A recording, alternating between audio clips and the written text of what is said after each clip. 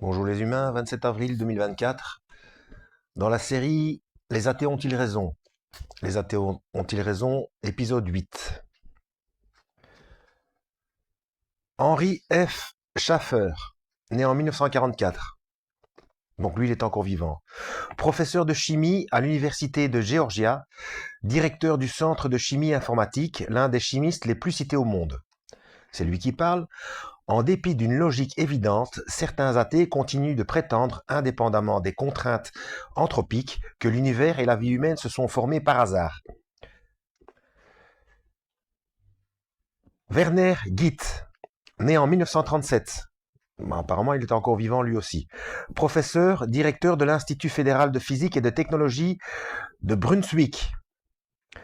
C'est lui qui parle. Toutes les expériences indiquent qu'un être pensant qui exerce volontairement sa propre volonté, sa cognition et sa créativité est ontologiquement nécessaire.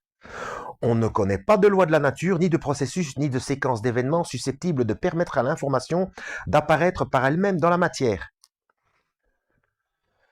Vous voyez, c'est pour ce genre de choses que j'aimerais bien avoir un débat avec des gens comme un irréductible athée ou Jacques Le Fou. Parce que ces gens parlent de logique et de connaissances scientifiques, etc. Vous avez un petit peu vu jusqu'à présent tout ce que je cite comme scientifique. Euh, Sont-ils au courant de ce genre de citation? Et je ne sais pas si j'arriverai au bout avant, avant la fin de ma vie, hein, parce que ça, il y en a un paquet. Hein. Bon, on continue. Carlo Rubbia, né en 1934, professeur de physique à Harvard, directeur du CERN, spécialiste de la physique des particules, prix Nobel 1984. C'est une pointure quand même ça.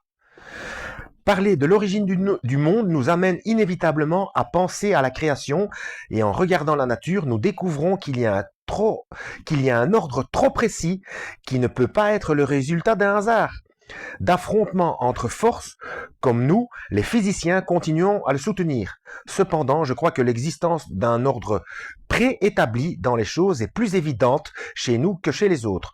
Nous venons à Dieu par le chemin de la raison, d'autres suivent le chemin de l'irrationnel.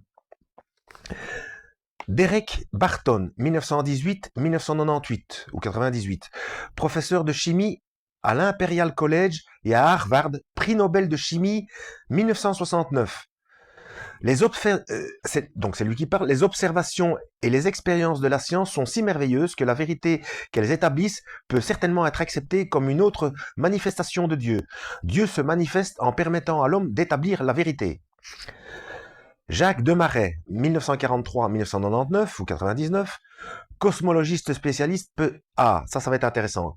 Cosmologiste spécialiste du principe anthropique, professeur à l'université de Liège. Ah, chez moi ça, en Belgique. C'est lui qui parle.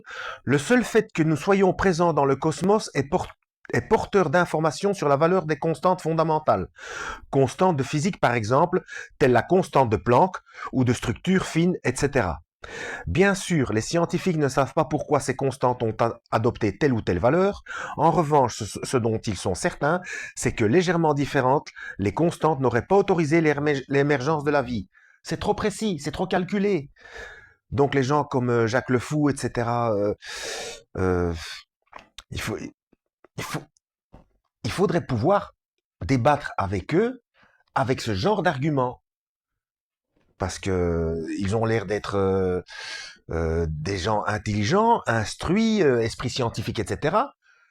Mais en fait, ils ne prennent que ce qui les arrange. Et par rapport aux preuves de l'existence de Dieu, ce, ce dont eux discutent, ça n'est qu'une broutille. Et puis, quid du principe de précaution? Comme j'ai déjà dit, quid du principe de précaution? Et qu'on ne me parle pas de Pascal, qui a démonté le principe de précaution, parce que faire fi du principe de précaution, c'est déclarer complètement inepte l'instinct de survie. Ça colle pas. Il faut un minimum de logique. Bon, on va continuer. John Polkinghorne, Désolé si j'écorche les mots, les noms. Hein. 1930-2021, professeur de mathématiques et de physique à l'université de Cambridge. C'est lui qui parle. L'ajustement fin des conditions initiales de l'univers est un élément indispensable à l'existence du monde. Par leur découverte, les scientifiques rencontrent le logos divin.